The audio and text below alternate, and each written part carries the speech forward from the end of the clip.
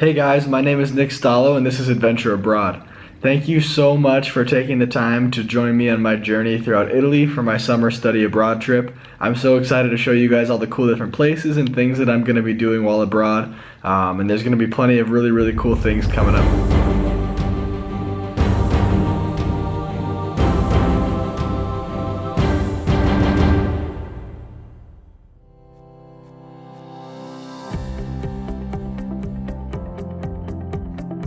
I will be studying abroad in Italy for about 4 weeks, 4.5 weeks.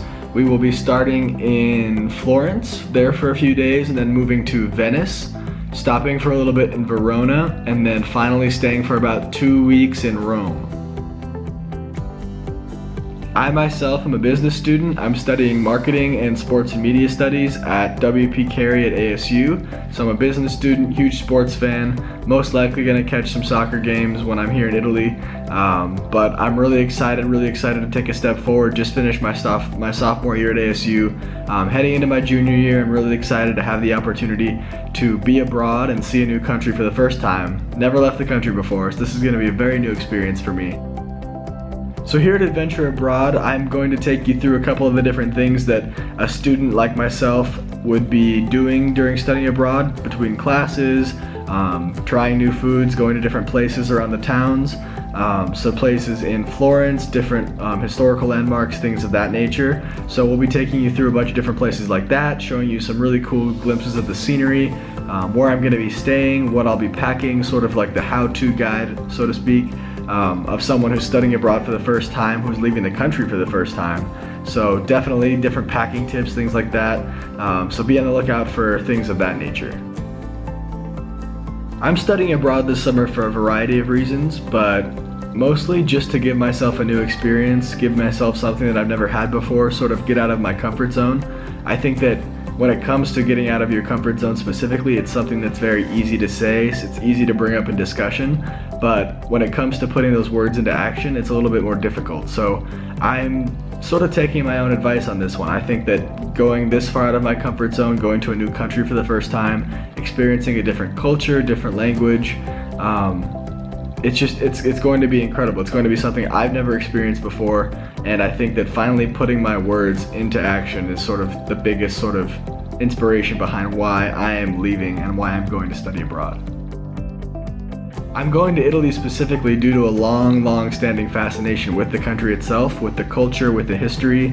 I studied Latin for 4+ years back between middle school and high school, and I absolutely loved it. I became fascinated with Roman culture, with the history of the Colosseum, the Forum, the different historical landmarks around all of Italy, but specifically in Rome. So when the opportunity came for a Barrett Italy study abroad trip, I hopped on it immediately. I applied the very first day, and I am beyond excited to have been able to get the opportunity to not only study abroad, but to document this trip, to document my journey and share with you guys sort of my experience and what I am learning and have learned.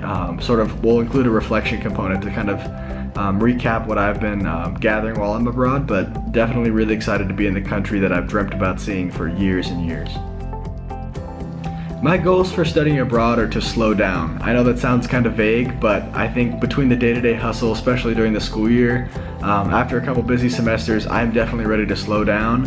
And I know that study abroad and between the classes I'll be taking and the other work that I'll have to do, it's definitely not going to be easy, but I'd like to slow down. I like to slow down the way that I live my life, the way that I go about my day-to-day activities. I think just taking the time to journal, to reflect, to record things like this, to just take in where I'm at is something that I'm not always thinking about. It's not something that I'm always appreciating. So taking the time, slowing things down, being very intentional, I think that those are some of the things that I'm looking to cultivate while abroad and hopefully bring back home with me once it's all said and done.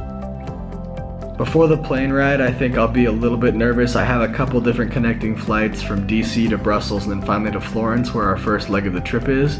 I think when it comes to travel, I'm a little bit of a nervous Nelly. I know that sounds kind of weird and I already regret saying that, but I am. It's a little bit stressful, a little bit claustrophobic getting from terminal to terminal and finding everything out on my own. So that part will be interesting. I think that I'll feel a little bit relieved once I'm finally in Florence at the hotel, can take a nap.